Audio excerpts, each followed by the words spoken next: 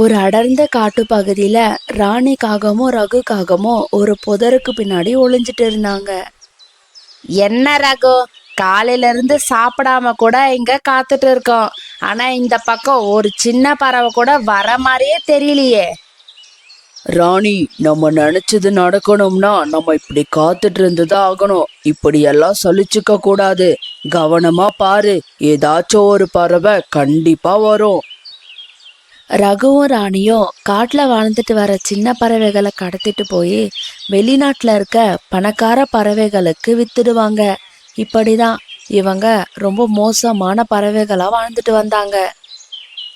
ரகு, அங்க பாரு, நம்ம நினைச்ச மாதிரியே ஒரு சின்ன பறவை நம்மள நோக்கி தான் பறந்து வருது.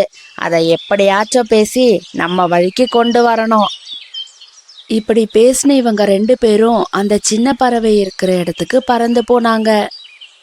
ஏய் சின்ன குருவி, உனக்கு சாக்லேட்னா ரொம்ப பிடிக்கும்ல? நானும் ஆன்ட்டியும் உனக்காக நிறைய சாக்லேட் வாங்கி தரோம். எங்க கூட வரியா? அங்கிள், எனக்கு சாக்லேட் எல்லாம் பிடிக்காது. ஆனா காரமா சூடா இருக்கிற வெங்காய பக்கோடானா எனக்கு ரொம்ப பிடிக்கும். அப்படியா விஷயம்? எனக்கும் வெங்காய பக்கோடான்னா ரொம்ப பிடிக்கும். சரி, நீ எங்க கூட கிளம்பி வா. நானே என் கையால உனக்கு வெங்காய பக்கோடாவை செஞ்சு தரேன். இப்படி இவங்க பேசிட்டு இருக்கும் போது அந்த வழியா பறந்து வந்த குக்குவோட அம்மா அவங்க பக்கத்துல வந்து உட்கார்ந்தாங்க.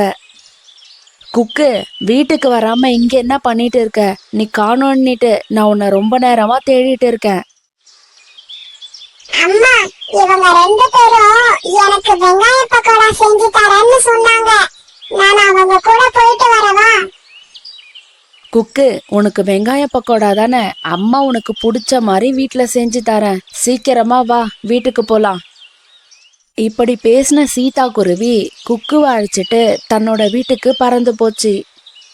குக்கு, உனக்கு எத்தனையோ முறை சொல்லியிருக்கேன், இப்படி தெரியாதவங்க கிட்ட நம்ம பேசவே கூடாதுன்னுட்டு. அவங்க எவ்வளோ மோசமான பறவைகள்னு தெரியுமா? உன்ன மாதிரி சின்ன பறவைகளை கடத்திட்டு போய் வெளிநாட்டுல வித்துடுவாங்க.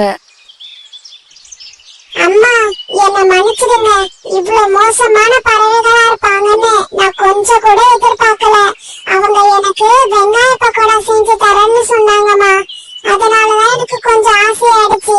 இனி இந்த தப்பை நான் பண்ணவே மாட்டேன். இப்படியே சில நாட்கள் போச்சு. ஒரு நாள் காலையில கருமேகங்கள் சூழ்ந்து கனமழை பெய்ய ஆரம்பிச்சுது. எல்லா பறவைகளும் தங்களோட கூட்டுக்குள்ள அவங்க குழந்தைகளோட இருந்தாங்க. ஹே ஜாலி, இன்னைக்கு வெளிய மழை பெஞ்சிட்டு இருக்கு. வீட்ல வேற அம்மா இல்ல. எனக்கும் ரொம்ப நாளா மழையில நனைஞ்சு விளையாடணும்னு ரொம்ப ஆசை. அந்த கழுகு குழந்தைக்கு மழை பெய்யறத பார்த்து ரொம்பவே சந்தோஷமாயிடுச்சு. இப்படி நினைச்சிட்டு இருந்த அந்த கழுகு குழந்தை வீட்டுல இருந்து வெளியே பறக்க ஆரம்பிச்சது. அந்த மழை பொழிவை ரசிச்சுக்கிட்டே ரொம்ப தூரம் பறந்து வந்துடுச்சு. ஐயோ, இது எந்த இடம்னே தெரியலையே. இந்த மழைய பார்த்துக்கிட்டே நான் ரொம்ப தூரம் வந்துட்டேன். எனக்கு இது பழக்கமான இடம் மாதிரி தெரியல. இப்ப என்ன பண்றது? நான் ரொம்ப தூரம் வீட்டை விட்டு வந்துட்டேன். எனக்கு இப்ப அம்மா வேணும். அம்மா, எங்க இருக்கீங்க? சீக்கிரமா வாங்க. அந்த கழுகு குழந்தைக்கு திரும்ப வீட்டுக்கு போக வழி தெரியாததால ரொம்பவே அழ ஆரம்பிச்சது. அம்மா, உங்களுக்கு அந்த சத்தம் கேக்குதான்னு பாருங்க. ஏதோ ஒரு சின்ன பறவை அழுதுட்டு இருக்கிற சத்தம் எனக்கு நல்லா கேக்குது. உங்களுக்கு கேட்கலையாம்மா? ஆமா குக்கு, எனக்கும் அந்த சத்தம் கேக்குது. வெளியே ரொம்ப மழை பெய்யறதால நீ வீட்டை விட்டு வெளியே வராத. அம்மா என்ன ஆச்சுன்னு நான் போய் பார்த்துட்டு வரேன். அதே சமயத்துல குழந்தை வீட்டுல இல்லாததால அந்த கழுகோட அம்மா ரொம்ப வருத்தப்பட்டுட்டு இருந்தாங்க. அட கடவுளே, என்னுடைய குழந்தை எங்க போயிட்டான்? இப்படி கடைக்கு போயிட்டு வரதுக்குள்ள ஆளை காணுமே. அந்த மோசமான காகங்கள் கிட்ட மட்டும் என்னுடைய குழந்தை சிக்க கூடாது. எப்படியாச்சும் என் குழந்தை திரும்பி வந்துடணும். சீதா அந்த குழந்தை அழுகிற சத்தத்தை நோக்கி பறக்க ஆரம்பிச்சது. கொஞ்ச தூரத்திலேயே ஒரு கழுகு குழந்தை அழுதுட்டு இருந்துச்சு. ஆமா, இதுக்கு முன்னாடி நான் உன்னை பார்த்ததே இல்லையே. இந்த மழையில இங்க என்ன பண்ணிட்டு இருக்க? அந்த சின்ன பறவையும் நடந்த எல்லா விஷயத்தையுமே சீதா கிட்ட சொல்ல ஆரம்பிச்சது. சரி சரி, நீ எதுக்கும் கவலைப்படாத. ஆமா, உங்க வீட்டுக்கிட்ட இருக்கிற ஏதாச்சும் ஒரு விஷயம் உனக்கு ஞாபகம் இருக்கா?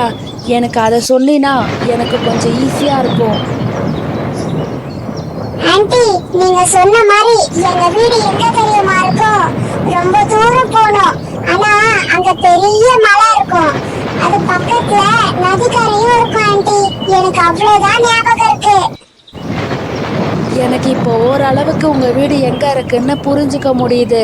நம்ம காட்டிலேயே ஒரு இடத்துல மட்டும்தான் மலையும் பக்கத்துலேயே நதிக்கரையும் ஓடிட்டு இருக்கு. அது நம்ம காட்டோட கடைசி பகுதி. சரி வா போலாம். இப்படி இவங்க பேசிட்டு இருக்கும் போதே மழையும் நின்றுச்சு.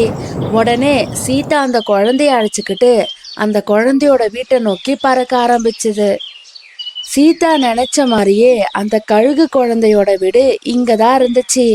அது மட்டும் இல்லாம அவங்க அம்மா ரொம்ப வருத்தத்தோட வெளியே உட்காந்துட்டு இருந்தாங்க. ஆன்ட்டி, அங்க பாருங்க, அவங்க தான் எங்க அம்மா. அம்மா கிடைச்சிட்டாங்க, அம்மா கிடைச்சிட்டாங்க.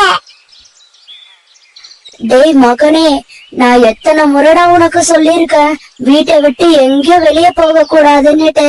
நீ இல்லாம நான் எவ்வளவு கஷ்டப்பட்டேன்னு தெரியுமா? அந்த கழுகு குழந்தையும் நடந்த எல்லா விஷயத்தையுமே அவங்க அம்மா கிட்ட சொல்ல ஆரம்பிச்சது. நான் ரொம்பவே பயந்துட்டேன். என்னோட குழந்தை இல்லாதத நினைச்சு நான் ரொம்பவே தவிச்சு போயிட்டேன். எனக்கு அந்த பயமே அந்த 2 காகங்களை நினைச்சுதான். நல்ல வேளை, நீங்க கடவுள் மாதிரி வந்து என்னோட குழந்தைய காப்பாத்திட்டீங்க.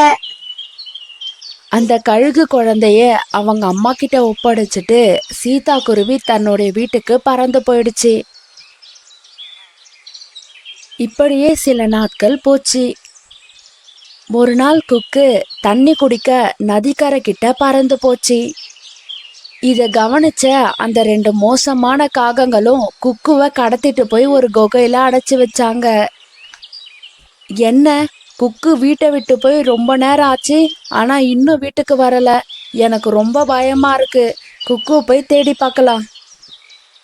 இப்படி நினைச்ச சீதா குருவி காடு முழுக்க தேடி பார்த்துச்சு. ஆனா குக்கு எங்கேயுமே கிடைக்கல.